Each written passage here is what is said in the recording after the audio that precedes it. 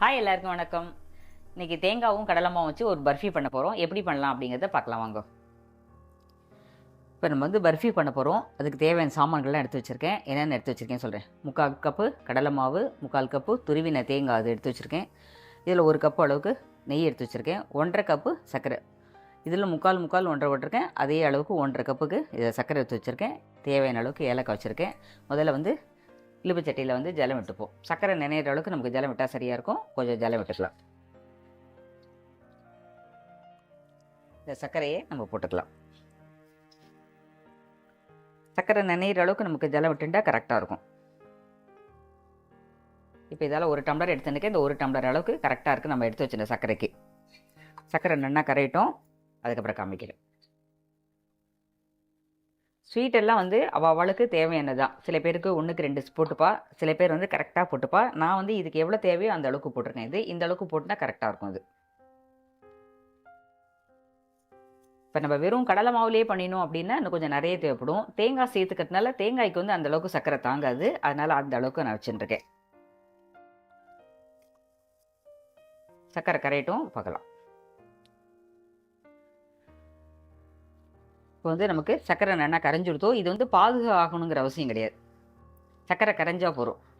இப்போ மற்றதுக்கெலாம் தான் நம்ம பாகு பதம் பார்க்கணும். இதுக்கு பாகுலாம் பதமே கிடையாது. சர்க்கரை நல்லா கரைஞ்சிடுதோ. இப்போ வந்து ஃபஸ்ட்டு இந்த கடலை மாவு போட்டுக்கலாம். கடலை மாவு போடும்போது அப்படியே டபக்குன்னு விழுந்துடாமல் அப்படியே தூவின மாதிரி போட்டுவிட்டு அப்படியே கலர்ண்டே வரணும். அது மேலே நம்ம இந்த ஏலக்காவும் போட்டுடலாம். கடலை மாவு வந்து ஒத்தாப்பில் முதல்ல கரைஞ்சிட்டோம். அதுக்கப்புறமா தேங்காய் போட்டுக்கலாம். கடலை மாவு வந்து சர்க்கரையோட எல்லாம் சேர்ந்த மாதிரி வரணும். அப்போ தான் நமக்கு வந்து கரெக்டாக இருக்கும் போடும்போது.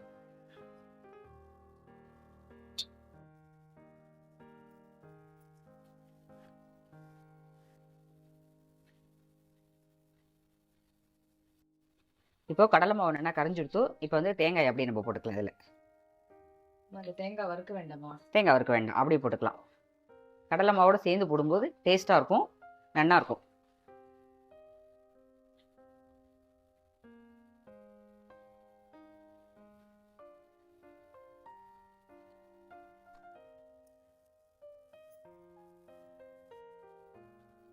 இப்போ நம்ம வந்து கொஞ்சம் கொஞ்சமாக வந்து நெய் விட்டுக்கலாம்.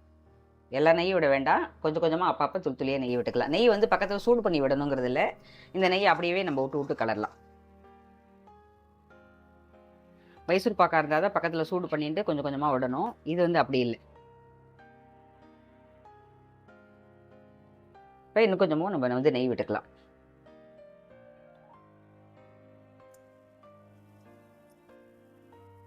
நெய் விடும்போது மேலெல்லாம் தெரிக்கும். பார்த்து வந்து கரெக்டாக கலரிக்கோங்க. வேகமாக திருப்பினோம் அப்படின்னா சிலக்குன்னு அடிச்சிடும். அதனால் பொறுமையாக விடுங்க. நெய் விடும்போது நடுவில் விடணும், இல்லை சுற்றி விடணும், ஜாக்கிரதையாக விடணும். நம்ம இது வந்து ரெடியாகிறதுக்குள்ளே ஒரு தட்டில், எந்த தட்டில் வந்து நமக்கு கொட்ட போகிறோமோ அந்த தட்டில் வந்து முன்னாடி நெய் தடவி வச்சுடணும். அப்போ தான் டக்குன்னு இது ரெடியான நாளைக்கு நம்ம கொட்டை சௌரியமாக இருக்கும். நான் இந்த மாதிரி நெய் தடவி வச்சுட்டேன். இது ரெடி ஆனதுக்கப்புறமா நம்ம தட்டை தெடினோன்னா முருகி போயிடும். அதனால் இதை பண்ணும்போதே அதுவும் ஒரு பக்கம் பண்ணி வச்சிடணும். அப்போ தான் நமக்கு வந்து டென்ஷன் ஆகாமல் இருக்கும். ஏன்னா இதெல்லாம் க்ஷணத்தில் அப்படியே முருகி போயிடும். அதனால் இதெல்லாம் கொஞ்சம் பார்த்து நல்லா ஜாக்கிரதையாக செய்ய வேண்டிய வேலை இதெல்லாம். இன்னும் கொஞ்சமும் நம்ம நெய் விட்டுக்கலாம். இன்னும் கொஞ்சம் போகிறது தான் இருக்குது. அதை லாஸ்ட்டாக விட்டுக்கலாம்.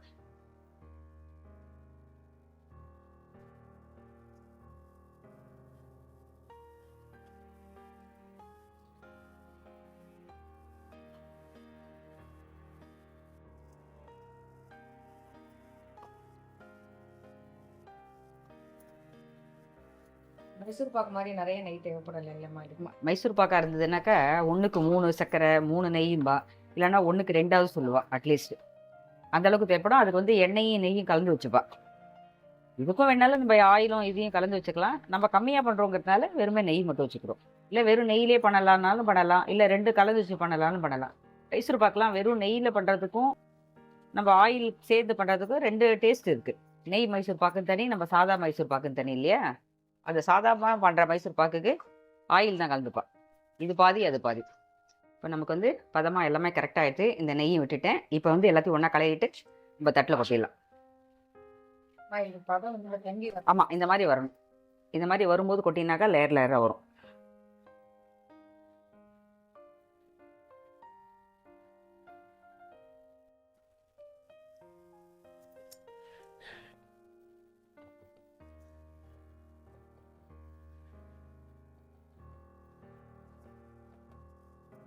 இதை வந்து ஒன்றுமே பண்ண வேண்டாம். நம்ம வந்து இதை கரண்டியால் சரி பண்ணுறது அதெல்லாம் ஒன்றுமே பண்ண வேண்டாம். தானாக அப்படியே செட் ஆகிடும்.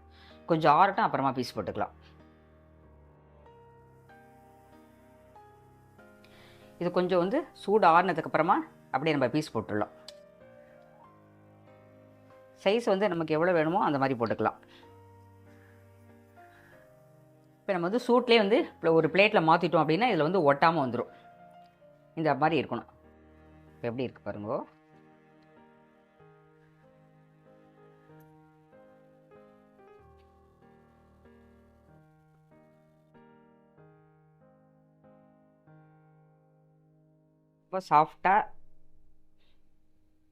ரொம்ப சாஃப்டாக இருக்குது பாருங்க. டக்குன்னு ஆகிடும். டேஸ்ட்டாகவும் இருக்கும், ரொம்ப நன்னாவும் இருக்கும். பார்க்கறதுக்கே கலர்ஃபுல்லாக ரொம்ப நன்னா இருக்குது. மைசூர் ரொம்ப பாக்கு மாதிரி இருக்கு. ஆமா. குழல் விட்டு. நம்ம 7 கப் கேக்லாம் இருந்தால் எப்படி இருக்கும் அந்த மாதிரியே இருக்கும். டேஸ்ட் பார்க்கறதுக்கு ரொம்ப நன்னா இருக்கும். இது நம்மளோட பர்ஃபி வந்து ரெடி ஆகிடுது.